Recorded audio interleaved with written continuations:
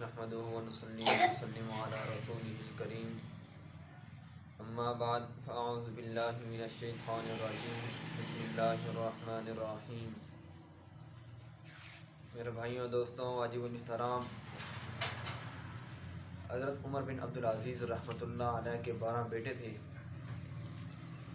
جب ان کا انتقال ہونے لگا تو ان کے سالے سلمہ بن عبد الملک ان سے کہنے لگے کہ امیر المؤمنین، آپ نے بچوں پر بڑا ظلم کیا ہے، کیونکہ ان کے لیے جو چھوڑ کر جا رہے ہو یہ 2 درہم فی کس ہیں۔ تیرے بچوں کو ترکے میں 2 درہم یعنی 2 درہم ہی ملیں گے، 2 روپیہ یعنی 2 درہم ہی ملیں گے، ان کا تو نہ کچھ دنیا میں بنا۔ تو حضرت عمر بن عبدالعزیز رحمۃ اللہ علیہ فرمانے لگے کہ حلال میرے پاس تھا نہیں اور حرام میں نے اپنی اولاد کو کھلایا نہیں، تو میں اس کا لہذا مکلف ہی نہیں ہوں۔ تو عمر بن عبدالعزیز کے سالے ان سے کہنے لگے کہ آپ ایسا کرو کہ 1 لاکھ درہم میں آپ کو دینے کے لیے تیار ہوں، تاکہ آپ اپنی اولاد کو دے دیں، تاکہ وہ آپ کے جانے کے بعد اس دنیا کے اندر سکون کی زندگی بسر کر سکیں۔ تو عمر بن عبدالعزیز رحمۃ اللہ علیہ پر زہر نے اثر کر لیا تھا۔ عمر بن عبدالعزیز فرماتے ہیں کہ مجھے بٹھا دو۔ ان کو بٹھایا گیا تو فرمانے لگے کہ آپ پکی بات کرو، وعدہ کرتے ہو کہ 1 لاکھ درہم دو گے؟ ان سے کہا گیا کہ ہاں بالکل 1 لاکھ درہم دینے کے لیے تیار ہیں۔ تو عمر بن عبدالعزیز رحمۃ اللہ علیہ نے فرمایا کہ ٹھیک ہے، 1 لاکھ درہم آپ وہاں جا کر دو جہاں سے آپ نے رشوت اور ظلم کا پیسہ جمع کیا تھا، لہذا میرے بچوں کو آپ کے پیسوں کی ضرورت نہیں، اور پیغام دو کہ میرے بچوں کو بلاؤ۔ ان کے بچوں کو بلایا گیا، بچوں کے سامنے کہا کہ بیٹے، میرے سامنے اس دنیا کے اندر 2 راستے تھے۔ ایک راستہ یہ تھا کہ آپ کے لیے مال جمع کرتا، وہ مال چاہے حرام ہوتا چاہے حلال ہوتا، تو اس کا نتیجہ یہ نکلتا کہ میں جہنم کا ایندھن بنتا، جہنم کی آگ میں جلتا۔ اور دوسرا راستہ یہ تھا کہ تقوی اختیار کرتا، اللہ کے ساتھ یاری لگاتا، اور آپ کو بھی اللہ تعالیٰ سے ڈرنا سکھاتا، اللہ تعالیٰ سے مانگنا سکھاتا۔ وہ میں نے کام کیا،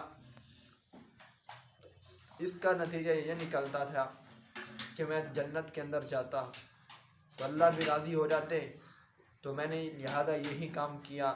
آپ کا باپ ایک جہنم کی آگ برداشت نہیں کر سکتا۔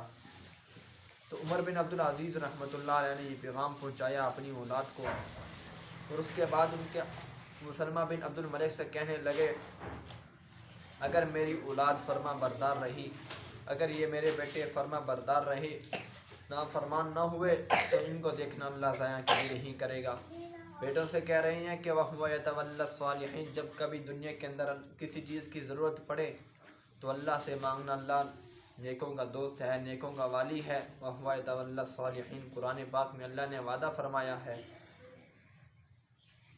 اور اگر یہ میری اولاد نافرمان ہو گئی تو مجھے ان کی ہلاکت کا کوئی غم نہیں ہے۔ پھر دنیا نے دیکھا، اس زمین و آسمان نے وہ دن بھی دیکھا کہ اموی شہزادے مسلمہ کی اولادیں اور سلمان بن عبد الملک کی اولادیں، جو ایک ایک بچے کے لیے اس زمانے میں 10 لاکھ درہم چھوڑ کر مرے تھے، ان کی اولاد مسجد کی سیڑھیوں پر بیٹھ کر بھیک مانگا کرتی تھی، اور اموی شہزادے حضرت عمر بن عبدالعزیز رحمۃ اللہ علیہ کی اولادیں ایک ایک مجلس کے اندر 100 اونٹوں کو اللہ کے راستے میں قربان کر دیا کرتی تھی۔ میرے بھائیوں، یہ نتیجہ ہے کہ انسان اگر اس دنیا کے اندر آ کر اللہ کو پہچاننا بھول جائے، اللہ کی عبادت کرنا بھول جائے، اللہ نے جس مقصد کے لیے ہمیں پیدا فرمایا اس مقصد میں آنا ہمارا، اگر ہم اپنے آپ کو بھلا دیں تو اس کا نتیجہ یہ نکلتا ہے کہ ہمارے یہاں رہنے والے جن کے لیے ہم مال و دولت جمع کرتے ہیں، ہمیں دفن کرنے کے بعد وہ ہمیں سب کچھ بھلا دیتے ہیں، ہمیں بھول جاتے ہیں۔ دعا ہے کہ اللہ رب العزت ہمیں اس پر عمل کرنے کی توفیق عطا فرمائے۔ وآخر دعوانا ان الحمد